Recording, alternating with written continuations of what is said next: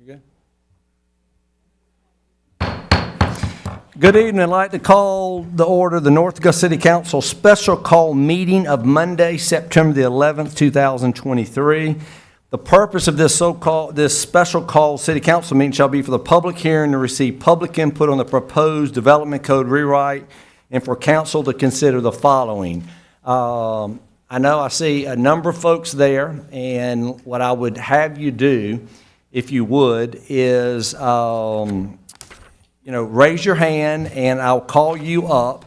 And what I'd like is if you would come to the podium, state your name and your address for the record.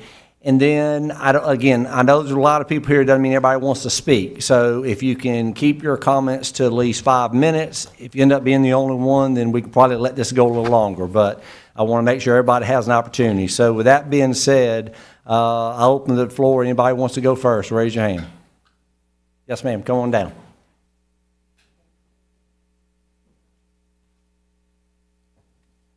Good evening. My name is Tiffany Heitzman, and I am the Executive Officer of the Home Builders Association of Aiken and Augusta.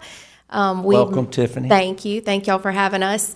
I am here on behalf of the Home Builders Association. We recently, back in May, merged with Aiken County, just to give you a little history. Tiffany, can we get your address if you don't mind? I'm sorry. 4065 Stowe Drive, Grovetown 30813 in Georgia. Sorry. Thank you. We, back in May, merged with the Aiken County Home Builders Association, so we're now one. We have about 350 members, 100 of those being builders and developers, and then the rest of those being, auxiliary memberships that support the home building industry.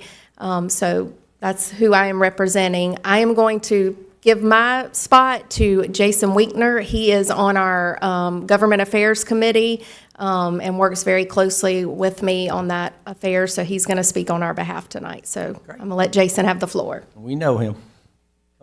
Come on down. Well, I just don't really get rowdy or anything on me. He's been in this seat, he knows. Thank you. Jason Winkter, 17578 Atomic Road, Aiken, South Carolina, 29803.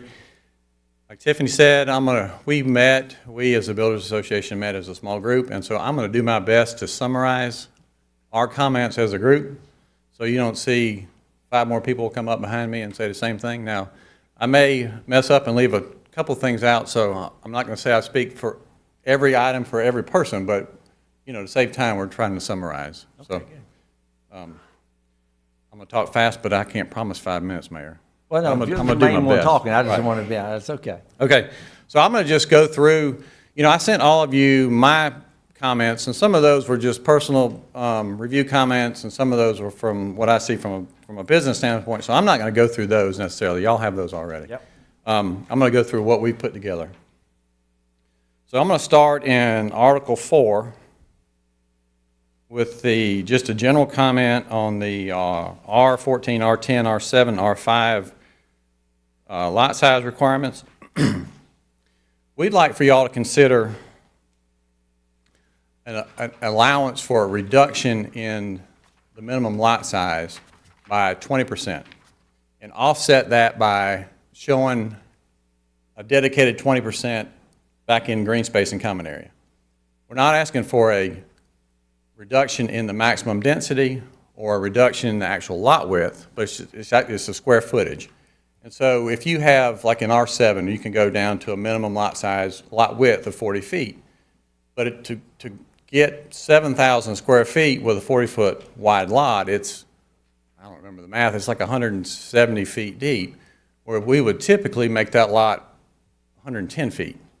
So we're having to figure out how to get another 60 feet of depth in that lot to make it. So if we were able to reduce the lot size by 20 feet, by 20%, then still offset that and keep it in the neighborhood, I think the net on green space is still the same. Reduce to 7,000 by 20%. Yeah. So along with that, that affects, there's also a maximum impervious area per lot of 40%. So that's 40% of that lot is what you can put the house footprint and the driveway sidewalk. So I'd like to include in that caveat, so if we reduce the lot size by 20%, increase the green space by 20%, we're able to increase the maximum impervious on that lot by 10%. So we can go up to 50% of the lot now can be covered in impervious, which I still think nets out about the same. If y'all follow me, if that math generally makes sense. And I mean, that's typically what we're used to, is about a 50% maximum coverage on a lot. This also, a lot of the buyers we see, they don't really care as much about the lot size. You know, they're closing the doors on the weekends and leaving, so they don't want a lot of lot to take care of. You know, they're happy with whatever house size they pick. So the maintenance on the outside is less of a concern for them. All right, so the next one in Article 4 is 412.3. It's in the R7 zoning. You've got an allowance for townhomes and single-family attached to a minimum of 24 feet wide lot. We'd like y'all to consider townhomes to a minimum of 20 feet wide, or, and as a I guess even a bigger trade-off, if we were allowed 50% of the townhomes to go to 20 feet wide and the rest had to be 24 feet or wider as a trade-off. Because we do a lot of townhomes that are 16 to 20 feet. That's kind of a standard width.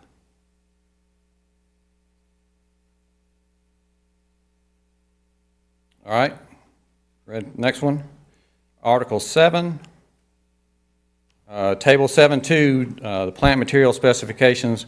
We'd like for y'all to consider keeping the large trees at 2%, or 2%, excuse me. Yes, ma'am. Give us a page number if you got it, if you don't mind. I wasn't smart enough to write that down, but I can do it quickly. What is it? Okay, sorry. I got you. Okay. Yeah, I see it now. You're right, 97. Okay. We'd like for y'all to consider keeping the minimum tree size for large trees at 2-inch caliper and the small trees at 1-inch caliper. The proposed zoning development code increases those to 3 inches and 2 inches. That increases our builder developer cost by about $1,400 per lot, roughly. And so I'll tell you how I got to that. On our lots, just in Forest Bluff, we're going through this now, trying to figure out how many trees we need per lot to meet the minimum tree canopy requirement. And so you have one street or subdivision tree, which is a large tree, and we're looking at 3 other large trees in that yard, and then 2 to 3 small trees. And so when you add $150 to $250 per tree, that's where it gets you to that $1,400 to $1,600. So that's just our cost, right? And so we as builders, we're going to put a profit margin on that, and when we sell it to the buyer. So they're not paying $1,400. They're paying $1,400 plus profit, and then they're going to finance that, most of them, for 15 to 30 years. So, you know, that cost incrementally increases over time. And also, I've seen, I think some of the other guys have seen, that a smaller tree takes off quicker than a larger tree. A larger tree, it just sits. You know, if you have a 3-inch tree you planted, it might sit for 3 years before it starts growing. 2-inch tree is going to start growing in 1 year to 2 years. So in 3 or 4 years, that 2-inch caliper tree is going to catch up with that 3-inch tree and overtake it over time. All right, section 7.3.3. Talks about who is allowed to prepare a landscape plan for a site or subdivision. And currently, the language allows for a landscape architect, horticulturalist, or a landscape contractor to certify those plans. The new code proposes a landscape architect stamp those or a horticulturalist certify those. A lot of our civil engineers prepare those too. We'd like to keep civil engineers in that category as allowed to prepare those landscape plans for the development portion. All right, 7.6 is the street trees section. the heading talks about street or subdivision trees. So I don't know how, I've learned this recently. I don't know how much y'all know the difference is, but a street tree goes between the sidewalk and the curb, and a subdivision tree goes in the front yard. And we still have to have one per 40 feet. 7.6.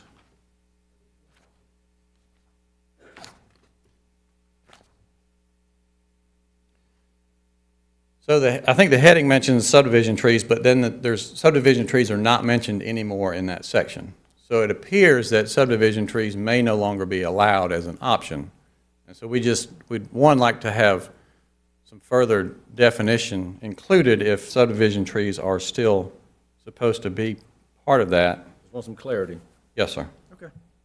And then we'd also like to have those trees tied to the CO of the house and not necessarily to a performance and maintenance guarantee by the developer.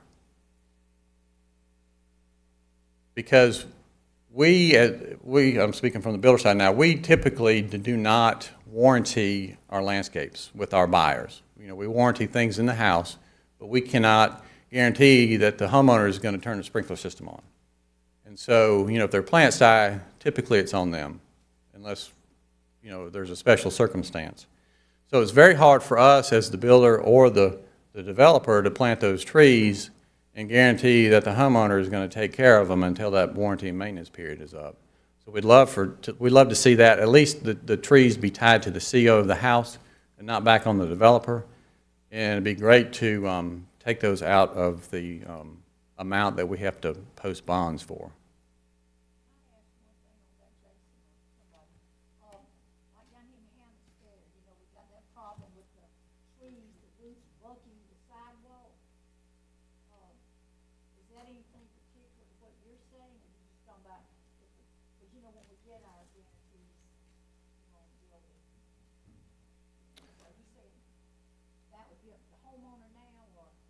Well, so the current definition of a subdivision tree, Ms. Carpenter, is if you plant it on the backside of the sidewalk towards the front of the house. In my opinion, that's a better place to do it because you can keep it away from the sidewalk. Generally, it's away from the utilities growing into the pipes, and also generally it's farther away than from the sidewalk, and it keeps those sidewalks from buckling. I think if you plant them between the curb and the sidewalk, you're supposed to put some kind of root barrier straight down in the ground, which theoretically is supposed to keep those roots from growing up under those sidewalks. I don't know how well it works. It may work great, I don't know. But the further away we can get them from the sidewalk, the less the sidewalks are apt to buckle. Still talking about we'd have the street trees. We would still plant a tree, the required tree, 40 feet down the front. We're just asking to be able to, you know, continue to be able to just put it in the front yard instead of having all of them in the, between the curb and the sidewalk.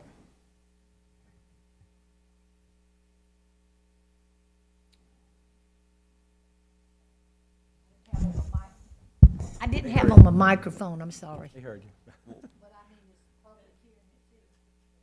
Oh, yeah, yeah. Well, while we're on this subject, and maybe Tommy can clarify with the street trees, okay? Obviously, we've had some issues with it. Now, is that based on the development itself? Does every development that comes in now have to have street trees, or is it just certain developments, or can you clarify that, Tommy? Yes, sir. Every residential subdivision, as it stands now, is required to have some type of tree canopy. That can be established in two different ways. It can be a street tree, which is in the street right-of-way. The city owns it, the city maintains it, and the city is responsible for it after the developer maintenance period is over after 2 years. The other is for it to be a subdivision tree. A subdivision tree is located on private property, basically behind the sidewalk, and it can be cut down by the homeowner, but the city does not have to maintain it. But the developer still has to put up a maintenance bond for that because it's a required tree. Did that answer it?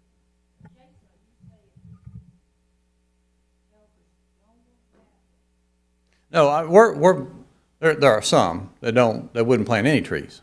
I mean, we, as a group, I think we're happy to continue the current regulation. And we personally do plant the trees in the front. We're just asking that, first, we would like to keep the allowance for subdivision trees, be able to plant it in the front yard as an option. We're not questioning the required spacing and the number of trees down the road. It's just the location mainly. And really, the biggest reason I was asking that is, as we are getting more and more subdivisions in here, do we have enough people to keep those up? I'm kind of on the fence with this one. I mean, because, yeah, if you put it in the front yard, it becomes the homeowners. So, that's not something I don't think anybody here can answer, We aren't going to answer that tonight, so Right. keep on going. Okay. All right, next section, Article 9 is signs. So page 145, I did write one page number down. So that's section 9656, page 145. Talks about, these are the signs for residential subdivision entrances. And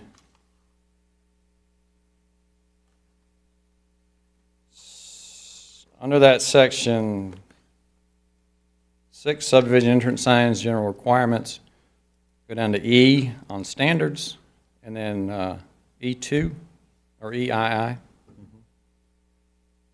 The current code allows for a monument sign only for subdivision entrance signs. And it doesn't have a written definition of a monument sign. It refers to a picture or an image.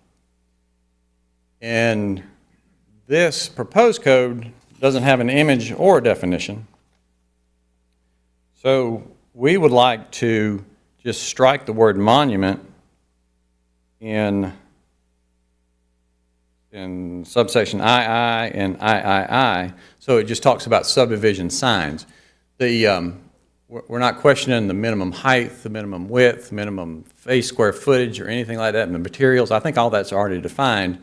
But a monument sign, to me, may mean something different than it does to y'all. And so that just gives us a little bit more flexibility when we're designing something, as long as it's not, that maximum height, width, and all the others. Then it will allow us to come in here with some different ideas. Okay.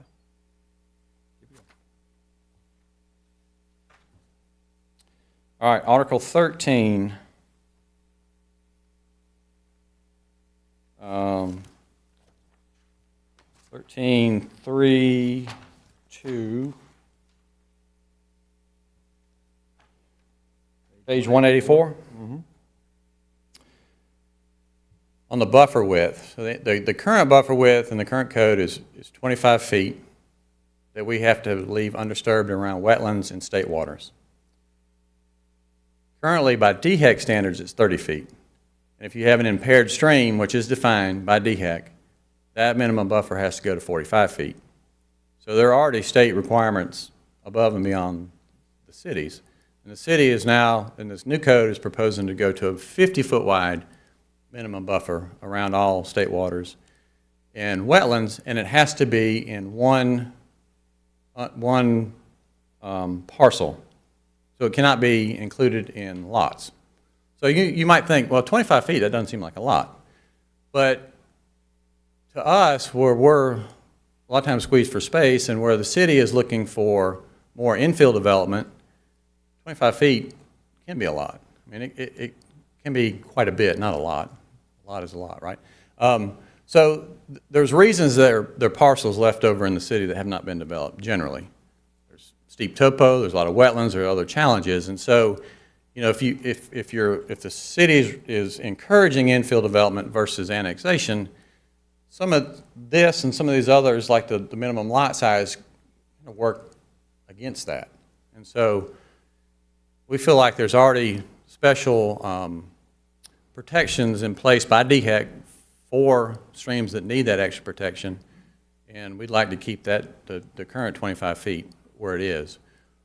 Or as if y'all are just really want to get to that 50 feet, could we include the back 25 feet within the lots to help us out on reaching some of those square footages. Jason, let me just ask you, because this is great, so I will keep on going with you. Just, I want to be respectful for everybody. Is there anyone else that is wanting to talk about anything different than what Jason is saying? Because if so, I want to give you an opportunity. If not, I'm going to let them keep on going. We got about 8 minutes. So are y'all fine at this point? We're not voting tonight, so, so and I know, by the way, let council know, Jason and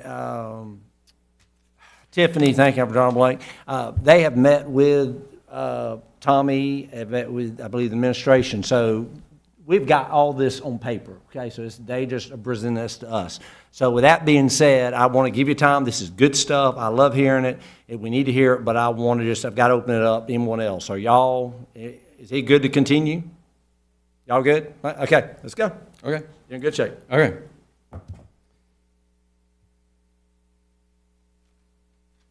All right, that's what I have on the buffers. Okay. All right, 13.6.1 on page 186. Yep. Nope, excuse me. 187. 187. Talks about screening around detention ponds. I think that's new language. I couldn't find it in the current code. I would ask that the requirement for screening around detention ponds not be a city requirement, but be left up to the developer. You know, if the developer feels like a visible detention pond is hurting their neighborhood, then allow that developer to make that decision and spend the money instead of making a requirement by the city to screen it. Okay. All right, Article 16. 16.8.2, page 221. Okay. The preliminary approval process, I think, Tommy and I have had a lot of discussion on this, so he may need to correct me, but I think the current process for staff to provide a written report to Planning Commission is generally no opinion by staff. It's, here are the issues presented by the developer, here's how they meet or either do not meet city code, and then it's up to Planning Commission to interpret that. I think the new language puts back in, there's a staff recommendation included, and we'd like to keep the current process in place because we don't have any issues with Tommy and staff on personal opinions. They're great to work with. So this comment is not directed at Tommy, and I've told him that numerous times. Or even engineering, because those planning and engineering are the two departments we work with. They are strictly by the book. If it's in there or it's not, and they're not going to insert their personal opinions. But over time, staff changes. And so in a lot of the places we battle back and forth with personal opinions. And the concern is that if you hire staff for their professional expertise, if you get staff in there that has personal opinions, they're going to write it in, and either Planning Commission or you as the council are going to look at that and say, all right, we hired these folks because of their professional expertise. We need to value their opinion. And then it's very, very difficult for us to overcome that. So I'd like for y'all to consider that. Okay. All right, 16.8.5 on the guarantees. Yep. On the performance and maintenance guarantee, the city currently only accepts letters of credit, and we would very much love for the city to consider accepting surety bonds. I don't know a whole lot about surety bond companies other than I know their rating is A++, A+, whatever, and then so if everything I've seen is a rating of B+ or higher is a good surety bond. And Mr. Toole, you might correct me or help me, but so I would say I would ask if y'all would consider allowing surety bonds as well as letter of credit, as long as the surety bonding company had a rating of B+ or higher. And so the bigger picture is we post letter of credit with you, we post letter of credit with other municipalities, and all of a sudden we have several $1 million of cash tied up that we can't touch. I don't think the banks like it because they can't loan on it. It just sits in an account. It doesn't earn interest for anybody.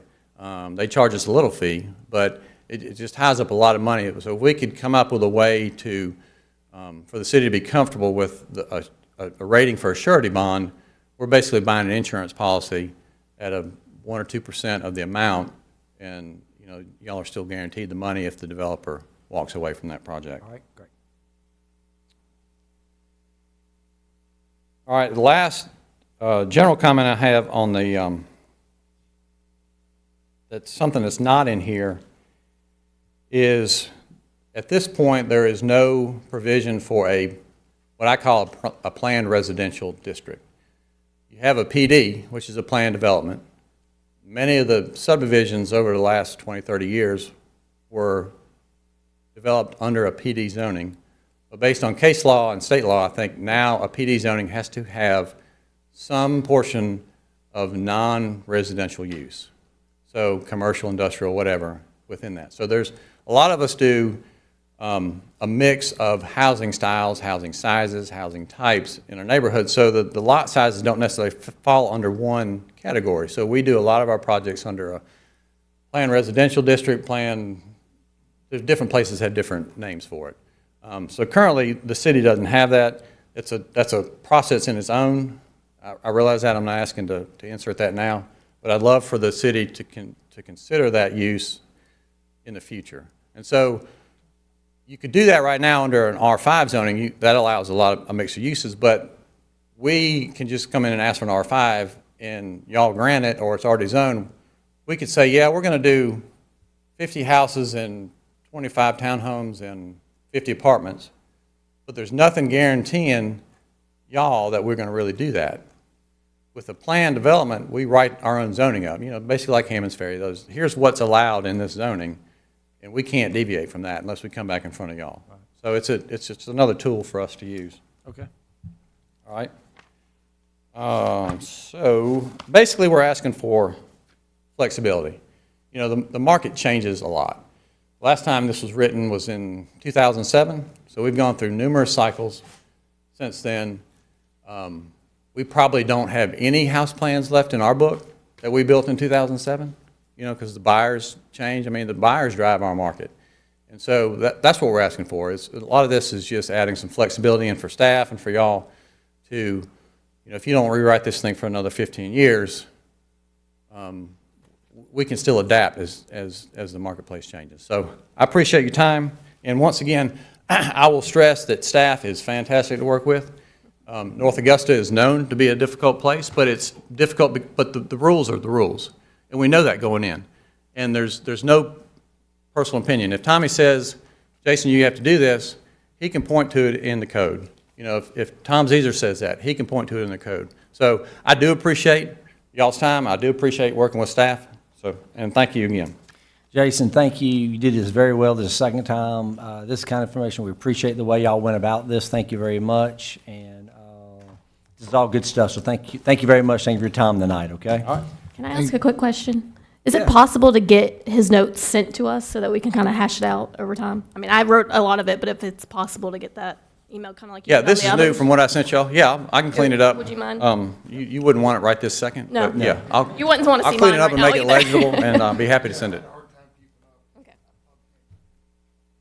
You're typing fast, I know. Well, y'all can go home and watch the video over and over. I thought about that too. Exactly what I was saying. Right? Thank you, Jason. Okay. Just a real quick question, because I know Yeah. we got to get to the study session, but with all the stuff that's being proposed, are we going to have an opportunity to talk, you know, openly with Yeah. Tommy, or? Yeah, so the way we did this is we built in extra time for this exact reason.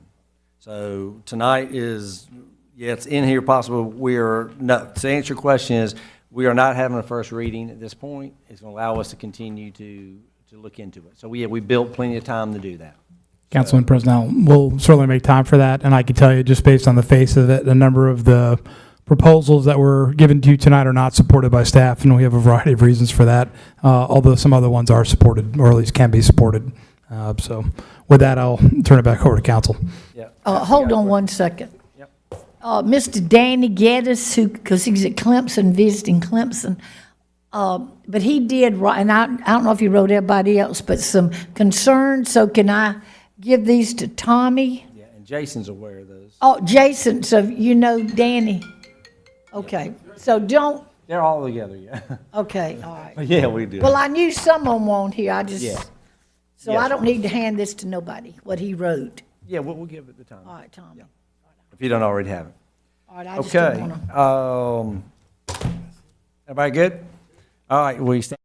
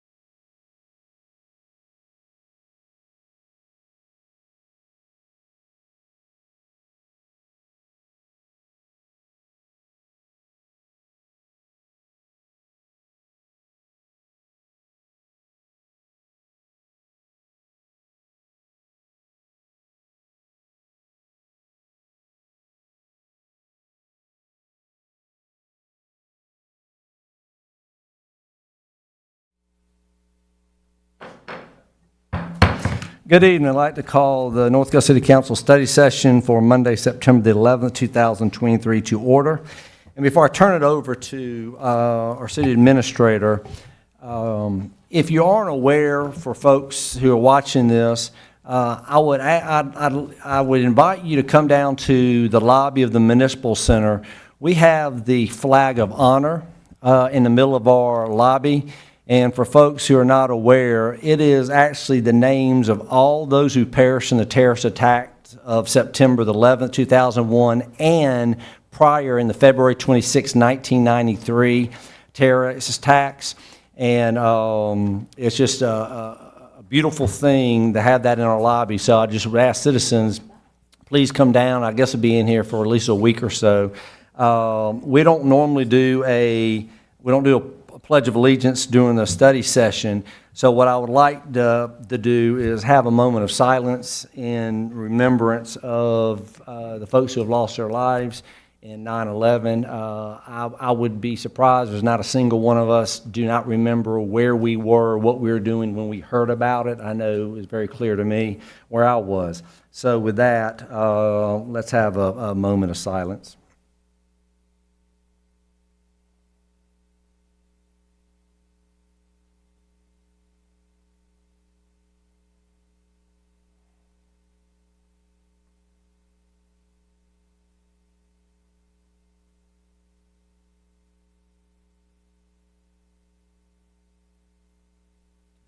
Thank you very much. I'll now turn it over to our city administrator, Mr. Jim Clifford.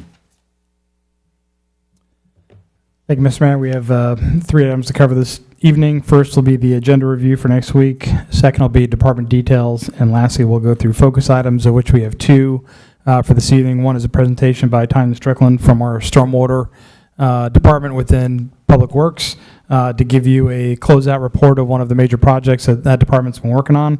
And lastly, I'll give you a 2023 budget update as we get ready to head into 2024 budget planning. At least you understand where we are as far as our burn rate and what we've done this year as far as various funds. So with that, I'll go ahead and go into the agenda. What's listed here under old business is planning development ordinance number 2023-15, which really has to do with the development code. And it sounds like based on the number of requested changes that the council was not prepared to move forward this evening, so that will get moved to a future date after you have a chance to review and have a chance to talk with staff. So that will come off this agenda for next week and roll into a subsequent meeting. And then under new business, we have resolution number 2023-32, resolution authorizing expenditure of coronavirus state and local fiscal recovery funds expenditure request 8.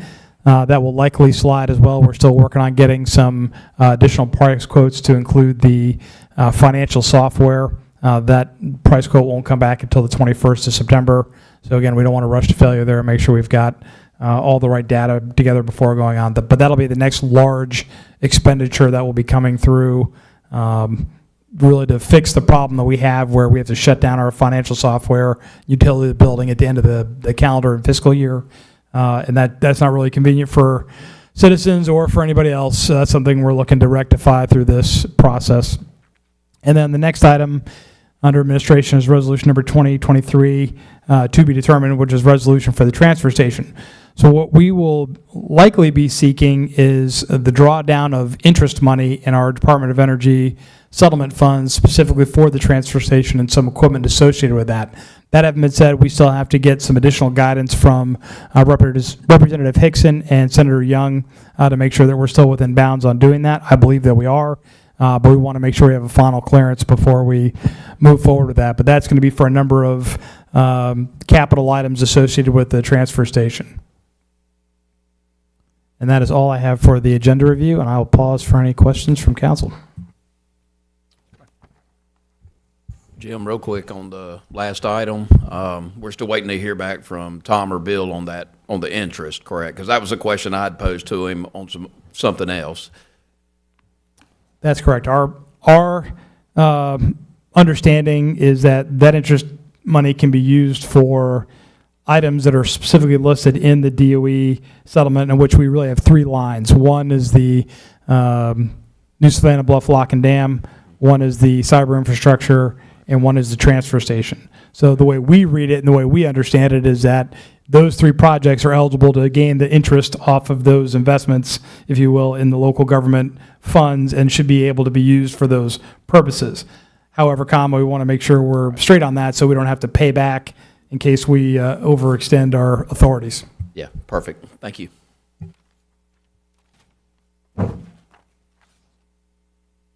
Subject to any additional questions, we'll go into our department details, and we'll start off with Linda Williamson from Finance. Thank you.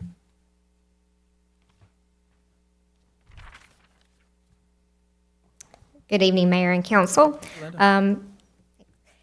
Couple of updates today. Our Cycle 2 due date will be Monday, September 18th. And then our Cycle 1 disconnect days will be, I'm sorry, is that Tuesday? Tuesday, September 18th. Okay. And then our Cycle 1 disconnect dates will be that Wednesday and Thursday, September 19th and 20th. Also, our tax clerk sent out certified letters last week to our delinquent city taxpayers. We had about 109 letters go out. And then we plan to do the property postings for October 2nd and 3rd. Any other questions? Just for the councils, partly based on Linda and partly just based on the economy and things that are going on there, we had less than 50% tax postings that we had compared to last year. So I think last year we had somewhere in the neighborhood of 237 Yes, that's right. delinquent I thought the number properties. seemed less, And so this number is significantly lower that we're dealing with. And as per past practice, a number, if not most of those folks will likely close out prior to going to tax sale. Yep. Very good. Thank you, Linda. Thank you. Next up is Public Services of James Sutton. Good evening. Next Tuesday, September the 19th, utilities will be working in Monticello Estate subdivision, testing wastewater mains, collection lines. During the process, they will be blowing smoke into the collection system. It's a smoke candle that's designed for testing wastewater lines, non-toxic, non-staining, and it's odor-free. During that process, the purpose in it is to locate defective lines that allow stormwater to enter into the collection system that comes at a cost at our treatment cost at Aiken County Public Service Authority. Yeah, it'll take about 3, maybe 4 weeks to complete. Once we complete the smoke testing process, we'll go in where the defects were identified and internally inspect the lines with cameras, make notes if it's a city problem or a customer problem. If it's a city problem, we'll arrange crews to go out and make adequate repairs. If it's a homeowner problem, we'll notify them and send them a letter. Prior to starting, we'll advise public safety and the customer within the area that the work's going to be performed, because the smoke don't only come out in the ground, it'll come up out of the plumbing vents on the homes, and it does appear to be some sort of an active fire going on. So we'll give proper notification to the public so they'll know what's going on. Moving forward, Bluff Avenue streetscape, utilities have been working in and out of that project for a while. They replaced several water service lines and made repairs to several main wastewater lines. They have one manhole, a new manhole that they're going to install this Thursday and Friday. And as soon as that is installed, that project will be complete. We'll move that crew out. Any questions? Thank you, James. Next up, Planning and Development with Tommy Paradise.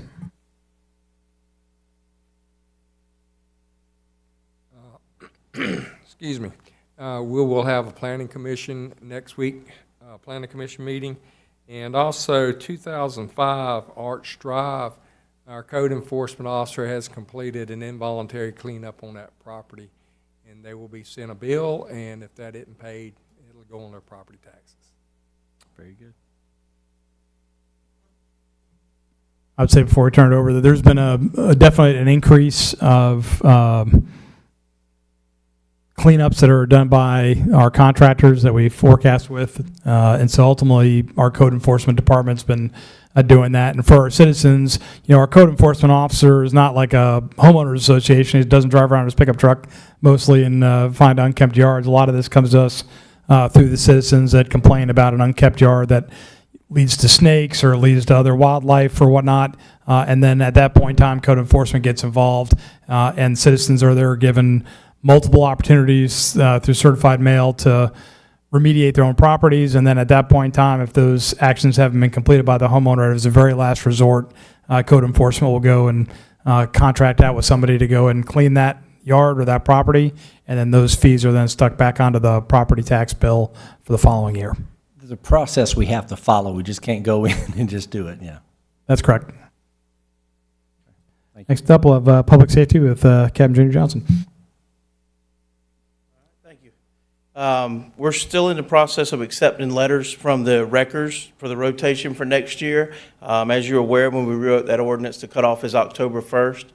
And we sent a letter to all of them to make sure all of them that had city business licenses so that they were aware of it so they could apply. And we're still in the transition phase with our new software of Smart Cop. We transitioned it, went live August 30th. So we got about 13 days in, still learning it and make sure we can be as efficient as possible with it. Very good. Also for the council, for the record policy folks, I don't believe we received any applications as of yet, have we? That's what I was asking. How No, many? we have not received any applications as Zero. of yet. Well, do we need to contact them and say October 1st is That's- it, or just? So You're- Public Safety has reached out to all the folks that have a current business license in the city that have record services to let them know, to remind them this is the 1 October date.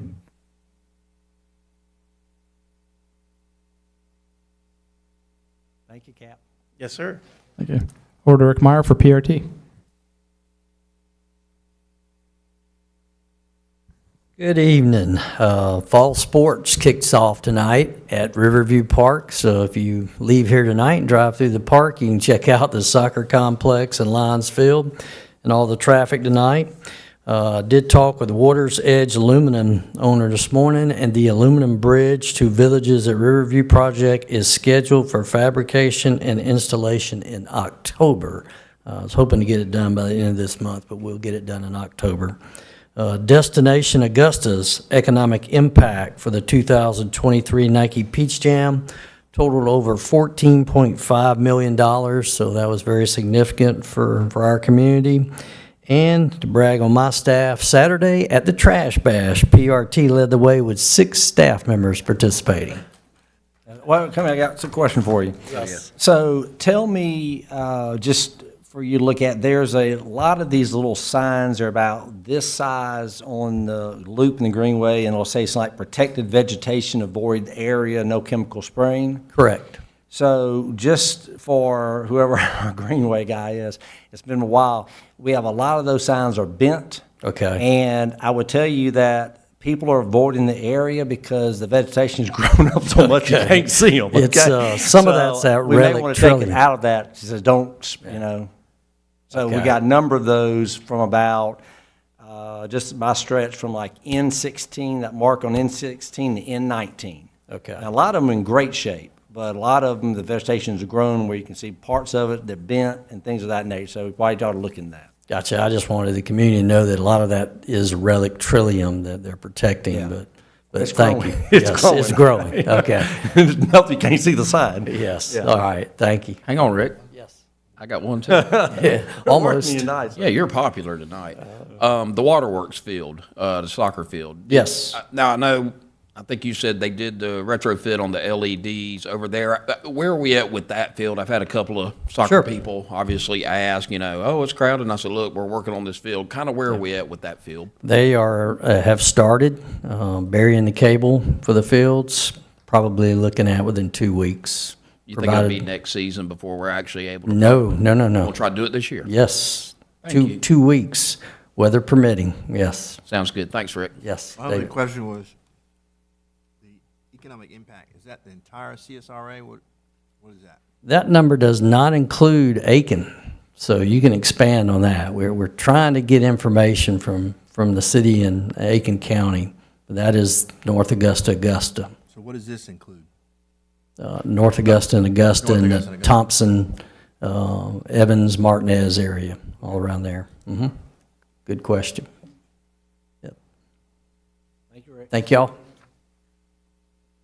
Next up, Tom Caesar for Engineering and Public Works. The Cypress Drive sidewalk is actually under construction, started late last week, and the crews are doing grading work associated with that. Again, that's the sidewalk extending from the Greenway up to the new restroom facility at Hammond Hills Pool.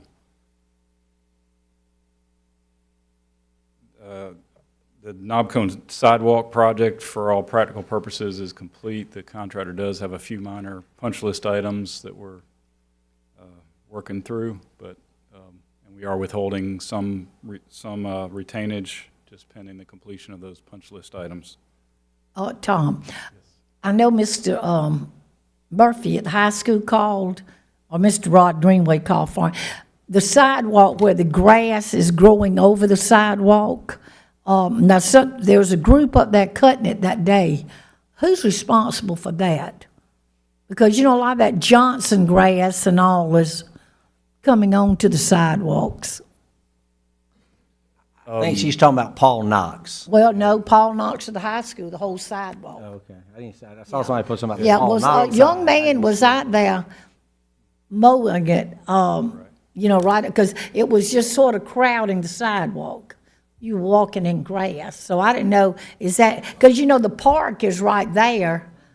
Yeah, along the park So I is. figured that along was the city. Yeah, along but the it's park coming is on definitely. the sidewalk. Right, along the park is definitely the city's. Now, I'm sure, property maintenance probably doesn't, they probably aren't aware that it's whether it's still under the Rolling, yeah. contractor's responsibility or whether it's been turned over to the city. Well, whoever, it wasn't the city cutting it. Right, that was the young man contractor. said. Right, that was one of the punch Said, list we're doing items. this, so, Right.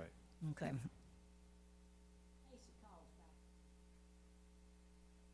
Just say that's one of the punch list items. They're aware of it, we're aware of it, yeah. I think I reported last time, the Waterworks Greenway Bridge is complete and open for use, although we do still have some, a few items that were outside of the construction contract, some protective fencing and some basically landscape restoration that we are doing with city crews. But other than that, it's usable. We are opening bids on Thursday for the reconstruction of the greenway from the bridge through Waterworks Park. So we will have a report in a couple weeks on that project. Do you have an idea when y'all will finish up the piece you just talked about at the bridge? Yeah, we're waiting for some materials for the protective fencing Okay. to be shipped. And, you know, the grass restoration is just something that we're working as we have time within our other maintenance schedule with streets and drains. And for council, we're going to have an event once we get that completed. That's kind of what we, like a ribbon cutting. So that sounds good. Thank you, Tom. And then the Bluegrass Mealing Track Drainage Project is, again, project is moving along very smoothly. Contractor has approximately 75 to 80% of the pipe work completed. And so we have every reason to think that project will be complete and ready to be accepted by the city before the end of this year. I know you've already got this covered, but two of the pylons, the pedestrian slow pylons, one on Georgia and the other one on East Pine Grove and West, I guess you've already grabbed those. They got beat up pretty bad. Yeah, they've been displaced, drugged down the street, so. Yeah. So those just, I know we've kept a stock for some of them. We'll be going through them, so we're going to get those replaced probably. Yes. All right, thank you. So as a reminder Thank you, for, Tom. so as a reminder for our citizens and for council, the last item that Tom talked about, the bluegrass milling storm drain project, the city council had obligated $600,000 out of an ARPA disbursement for a stormwater project. And so once that project is complete, not the entire project, just the stormwater portion, and Tom Zeser's team has certified that the work is complete, then we'll do the cost transfer of that $600,000 from the city's ARPA fund to the developer for the work done on the storm drain. And with that, I'll turn it over to Human Resources with Kayla.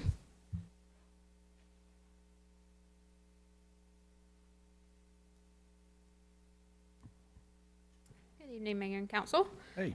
If you'll look on the back of your department detail sheet, you'll see our vacancies that we currently have.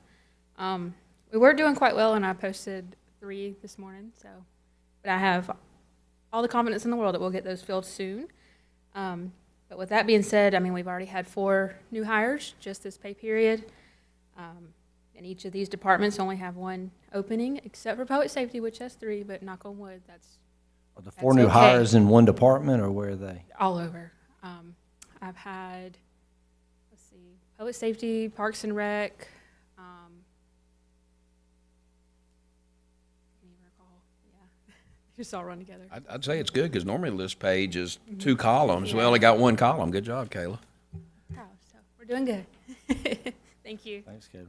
So the common thread, though, is that it's easier to find indoor administrative personnel than it is to find, roll up your sleeve work folks. And so ultimately, as you look at this list before you, that's really what you got. And so those are positions we're aggressively trying to get after, because without these folks, the city doesn't run on a day-to-day basis. Are there several meter readers? Because I was going to say, well, we don't have one. I guess everybody get a free water bill. I mean, are there There are several of that meters? position, Councilwoman. It's just that there's at least 1 opening there. Okay.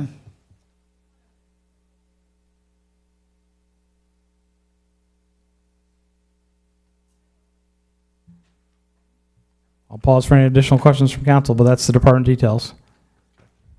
Next up, I'd like to go ahead and queue up the slides, if we could, for the presentation from Tanya for the stormwater branch and the pole branch remediation project, which has not been given a lot of visibility. I think Tanya put together a really great presentation, just so you as the council and as our citizens can see a lot of the work that's gone into it from Public Works to make this a viable project and to have mitigation for all of the downstream effects of this pole branch remediation. So with that, Tanya and Tom, I'll turn it over to you two. Thank you, Tanya. Good to for see you. having us again in a while. Tonight I want to talk about Pole Branch. It is a project that we've been working on diligently and, sorry. You got to get close to that. Quickly, we've been trying to get this project quickly completed because we. If you want to sit here and brief, you can do it here. It's probably more comfortable. You get a better shot of the microphone. Okay. I'll let Tom have this podium.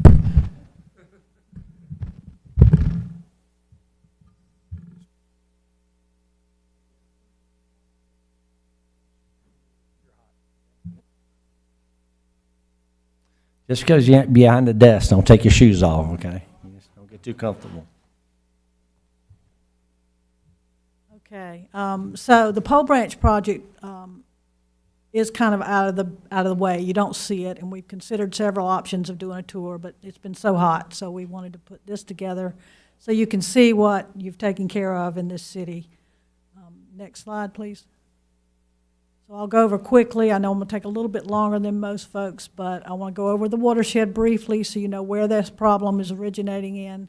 I'm going to go over some of the issues that have occurred in the watershed, how we were funded through the Emergency Watershed Protection Grant, and the results of the project is an aerial video that we had put together, and then a couple of current and future issues and areas of concern. Next slide, please. So this is the watershed. It is a very, very large watershed. It's 4,567 acres, and that is this area here. And it's exit 5 and exit 1 are all within the watershed. The problem area we'll talk about next. But first, I just want you to notice, and Tom wanted to make sure that we brought out the fact that a lot of this is in the Aiken County or the South Carolina DOT. They're actually inputting into this watershed as well. So we worked with them, we've talked with them, we've explained them our situation and the situation. We're trying to get them to partner with us in some upcoming projects in this watershed. Next slide. So this is the actual area of the watershed where we have the problem. And I just threw a couple of neighborhoods up there so you might get an idea of where we are. This is Quick Trip. This is Walmart, the new Walmart Supercenter, SRP Credit Union, and then the Brandenburg Detention Pond, and then Austin Heights and its detention pond. Sorry, I know you can't see my pointer. So those areas are all draining into the upper portion of the watershed. And if you go back one slide, please, that area is this little red circle right here. So that's where the ditch is.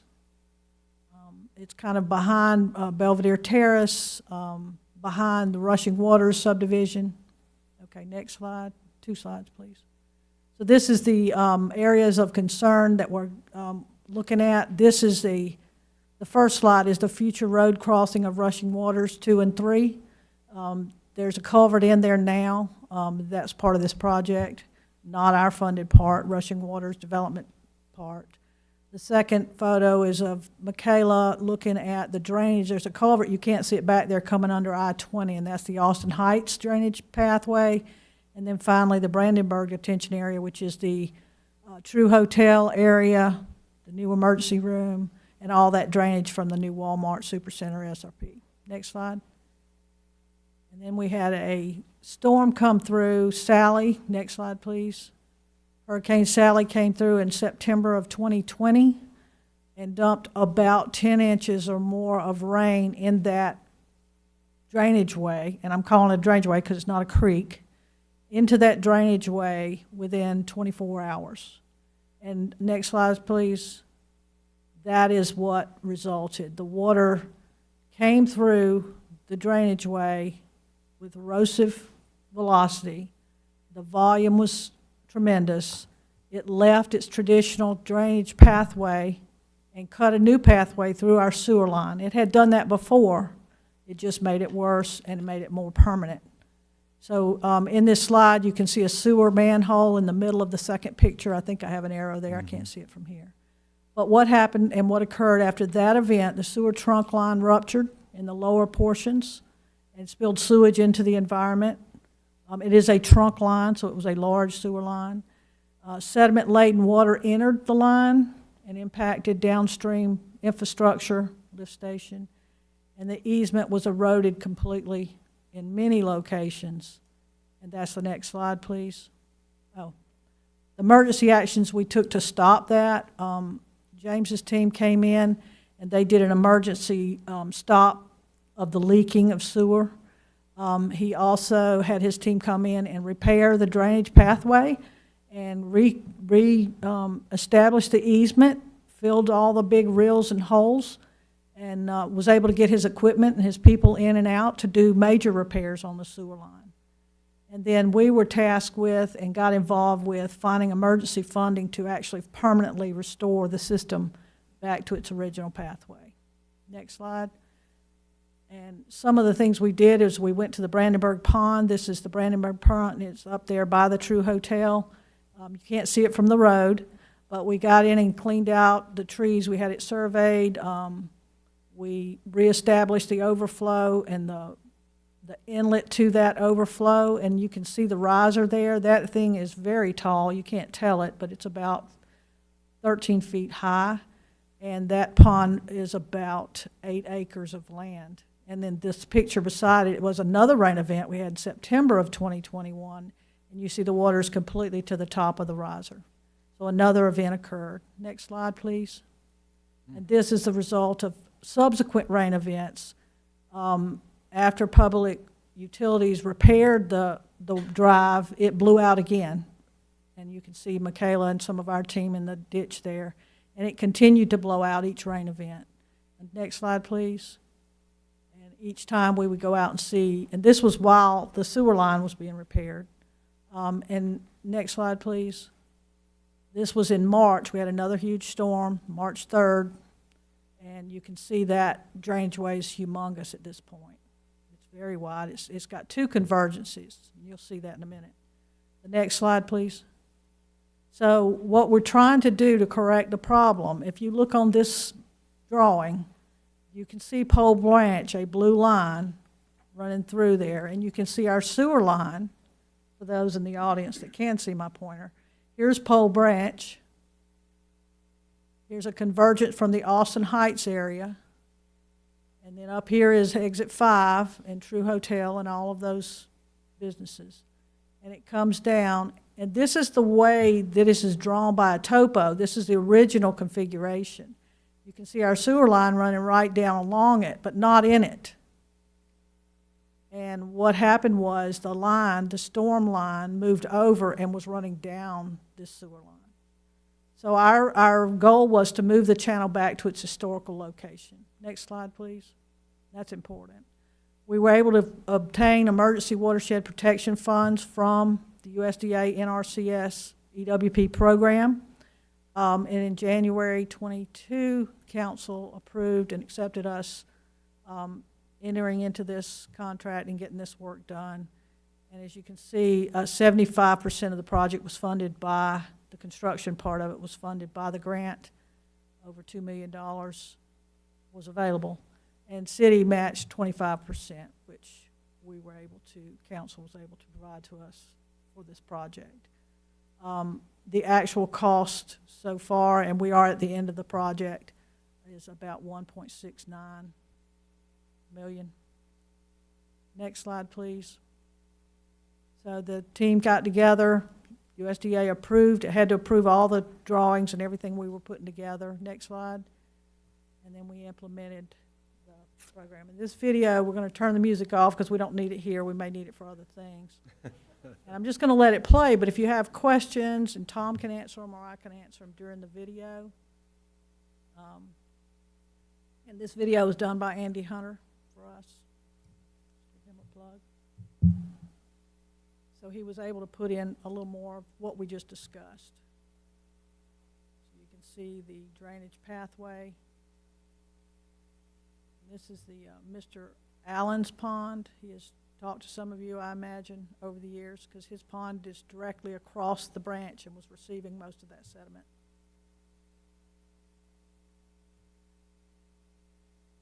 And you'll see here rushing waters. They have moved, and they've just opened up their phase 3 on the other side, and this is the ditch. So that is the future road of rushing waters that will connect to Claremont. And wetlands and Pole Branch proper does begin right at this point of this crossing, and that's what you're seeing, that water standing there, that's groundwater coming up out of the ground. There's no water in the ditch unless it rains. But right at that point, that is where the groundwater and Pole Branch technically begins. And you can see it in this video, how much is draining to each part of the ditch. And the design of the ditch should handle that velocity. It may not always. 100-year storm, for instance. And this is coming from Austin Heights, Watley Place, and above it. What's the neighborhood? Wintry, above it, which is county. So at the point, we have 1,371 acres drained into the ditch through these 5 giant pipes.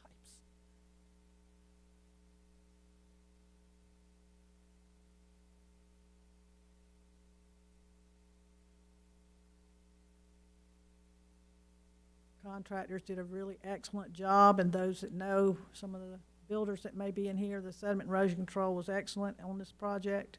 And they're doing an excellent job on rushing waters as well, and that's all this black silt fence you see, double row. Just want to mention that to some that might recognize it. And that's, you can stop the video there. Mm. And the next slide. I think you were at slide, that's okay. Right after the video. There you go. So this is just to illustrate how we moved it. You can't see that without this slide. If you look at the sewer manhole that Michaela's looking at, standing in that ditch, it is now over, the ditch has been moved over, and that very same manhole is now where you see it on the second photo. And so we have moved the ditch back to its historic location, and we have protected the infrastructure we have. We have water lines also in this area, major water lines. And the final slide, well, that's the next to the last slide. These are some of the issues we still have. We do have some erosion upstream of the ditch, and hopefully some of the money we saved with our project cost can be used to help repair some of that, because it's not a lot that we need done. But we do have downstream problems like that is Willowick, the erosion coming through Pole Branch, well, the velocity coming through Pole Branch has eroded their property. They about lost their road. It did open up another sewer line that we had to do an emergency repair on, James's team. And we do have on the other side of Bergen Road, past exit 1, several large outfalls that are failing. The head walls have fallen in, and those are going to have to be repaired in very quick order because we have a lot of development pressure coming through at that location. The hive, all of that, will drain directly into that area through those pipes, and those are city-owned infrastructure.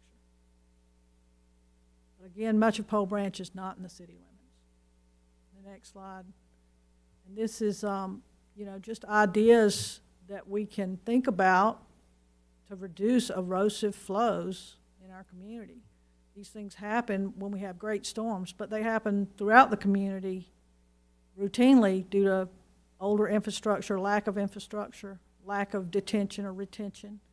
And we can do some of these great things. We've got some really great examples of infiltration. The SRP, Federal Credit Union Headquarters, infiltrates most of the stormwater, and all those little islands you see inside when you pull into the bank, Those are infiltration basins, so the amount of water that leaves the site is minimal. And then when it does leave the site, it goes into an infiltration pond that we own, Bentley Place Pond, that is also an infiltration pond. It's got a device in the bottom of it so water seeps in before it goes out. It only goes out when it's too full. And so increasing those techniques when we do development is a really good way to reduce some of these erosive flows. And they're all over, and we're dealing with them at the moment. Most of you know about some of our issues. And our buffers, we can increase those buffers. Those buffers preserve the tree canopy, they provide infiltration, and they reduce erosion. So that's another idea that we would like to see implemented to help reduce some of these problems. And the cost of stormwater repairs so far, just some of the projects that we've talked about tonight, other projects that we've done in the last few years, we've spent over $6.5 million. And although this grant money comes to us, and we're very fortunate to have it, it's still taxpayer money. So we're all still paying it. So being smart and doing good development with long-term resiliency baked into the package will help us in the long run. Any questions? It's very well done, Tanya. Thank you for you and Michaela, both what y'all do. Thank you for having us. This is very educational. Thank you.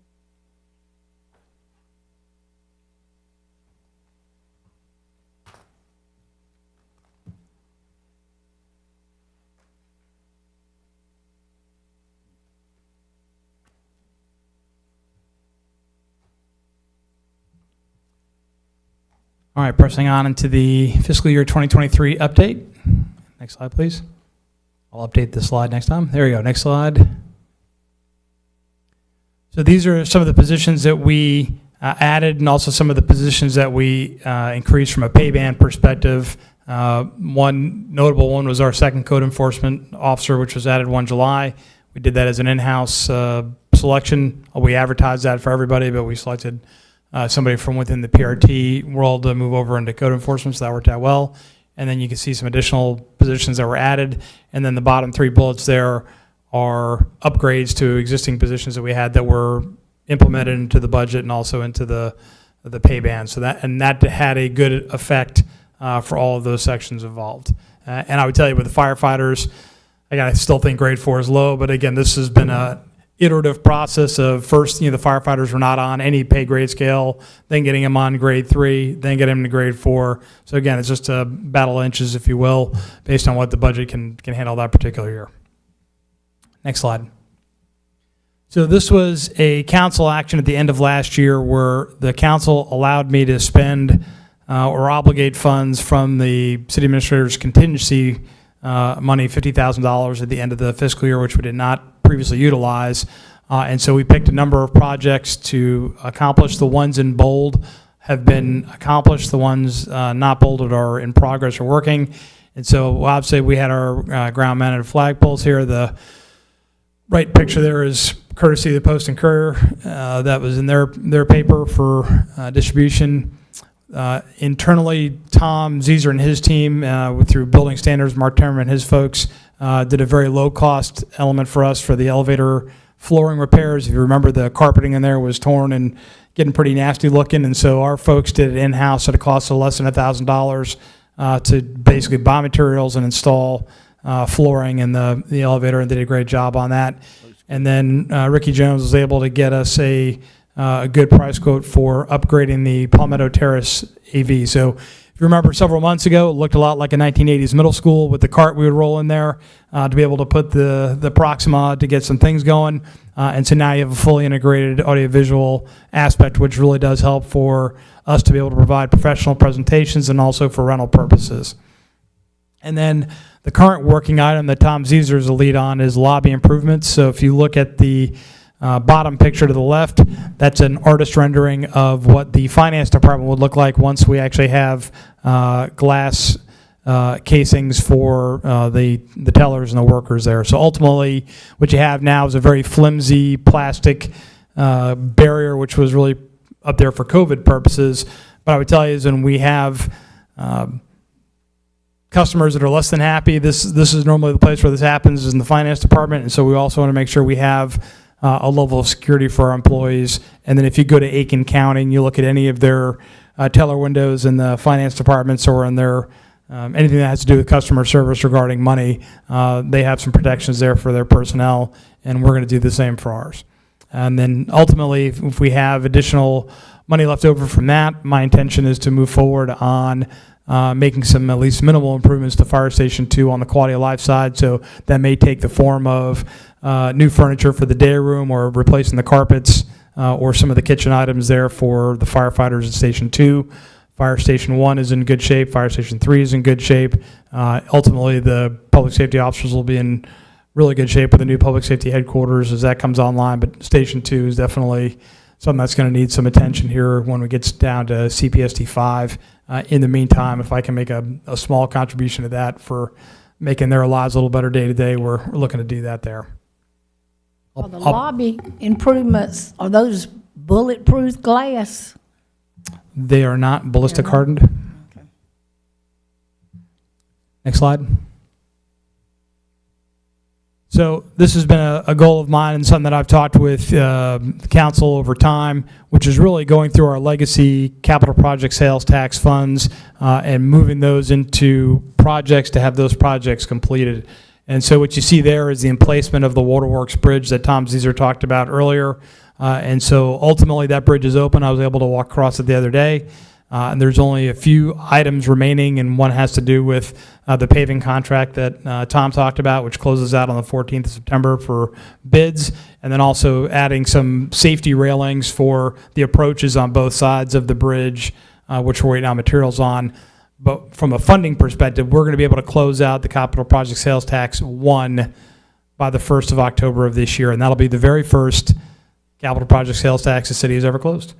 So I'm pretty excited about that, and I think that at least gives you a very visible reminder of what those penny sales tax dollars go towards, and this is a great project and one that will serve the city and its citizenry well for years to come. Next slide. As Captain Johnson talked about, the second item we have for CPSD2 was for the Smart Cop 911 dispatch software, and so that's a computer-aided dispatch, that's record management system and some other things. It actually takes a number of our older software systems offline that we were hosting and allows us to bundle it all into Smart Cop. That's the same system that's used by the State Highway Patrol. We're able to move forward on this and buy this through the HGAC buy program, which we are a member of through our association with the Municipal Association. And this allowed also for us to be to kill one of our old data lines, a T1, internet line, if you will, directly to SLED, because we were running such an antiquated system. They had to have a way to monitor what we were doing. So this allows us to get rid of that. The system is currently online, and they're going through the implementation. But from a funding perspective, this will also close out capital project sales tax 2 by 1 October of this year, and that'll be there. And the picture you see there is in the Palmetto Terrace using the new AV for our public safety officers to get training there on that system. Next slide. CPSD3, the largest item that we've been working on in the last several years for CPSD3 has been Fire Station 1. So even though we had a ribbon cutting and that the station is operational, there are still some cleanup items that we're working through for that station, notably the warning signals that are on Martintown Road approaching the fire station. So the SCDOT installed those lights. However, there are still some technical issues associated with the distance from the station and also the line of sight for the antenna system to be able to work to activate those. There's no hardwire system. There are no wires on the ground to those lights, which is what I initially thought those were going to be. And it's a radio frequency system. And so we're going to have to mount the antenna system outside of the fire station in a particular way to make this all work. So that's one of the things we're working on right now. And we'll obligate some additional funds for that, but not very much. And then as we have additional funds in CPSD3, our recommendation going forward is that those funds would be used for the amphitheater project. And that's going to be a bit of a Frankenstein project in that you're going to have CPSD3, you're going to have watercraft money, you'll have ARPA, and you have state grants all bundled together to make that process a go. But my intent would be to obligate CPSD3 dollars first to close out that fund. My anticipation is we'd be able to close out CPSD3 by July of 2024. And why that's important, at least to me, is that that leaves only one working fund, Capital Project Sales Tax 4, which is currently being used to fund the Bluff Avenue connector and Greenway expansion down to Hammond's Ferry into downtown, and then also for the public safety headquarters. And as we go into CPSD 5 planning, that way we'll have a manageable number of funds to work with, and the council can make some decisions in the future about what they wish to pursue, or what you wish to pursue. Next slide.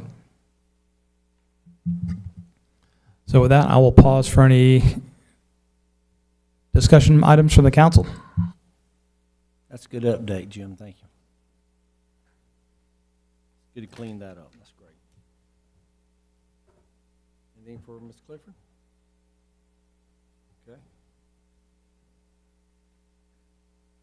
Back to me. Okay. All right. So I've just got 3 things I want to mention. So before I do that, anybody else got any comments? Anybody good for the order? Mr. Eric?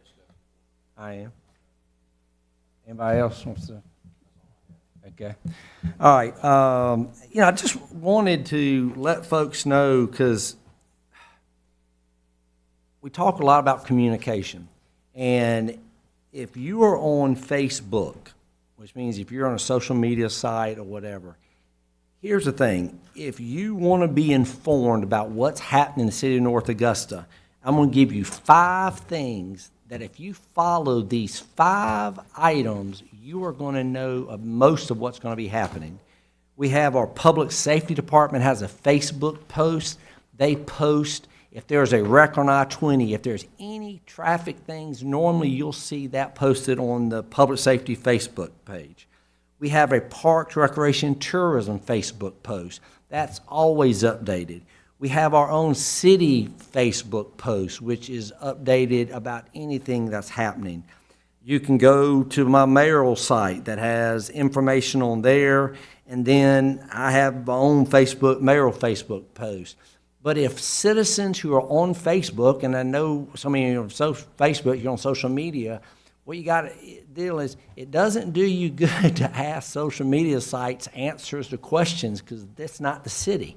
So to help you be informed, if you would follow those 4 to 5 Facebook posts, I think you would have a lot of questions that are being asked. You'll be able to have those answered. There's a lot of good information that we're giving out to people, and we really want folks to do that. So I just kind of going to continue to harp on that for a while.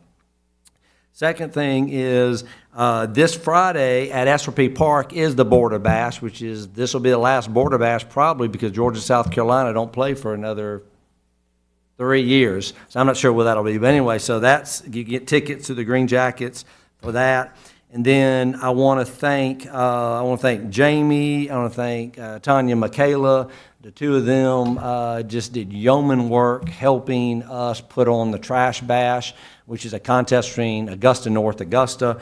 Again, we had a great turnout. I bet easily 100 people. We picked up a lot of trash. A lot of employees, teammates participated across the board. We had literally children from 5 years old. We had folks in their mid-70s.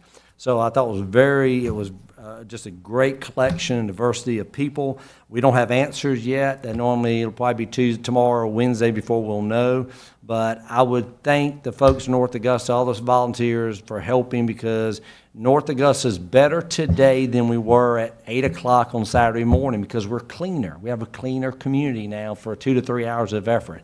So for all the citizens and volunteers that helped, we had the cheerleaders from North Augusta Middle School. We had the Rotary Club of North Augusta. We had the Beta Club from North Augusta High School. It was awesome to see everybody. Thank you all for your participation. I think this is very positive. So with that, we stand adjourned.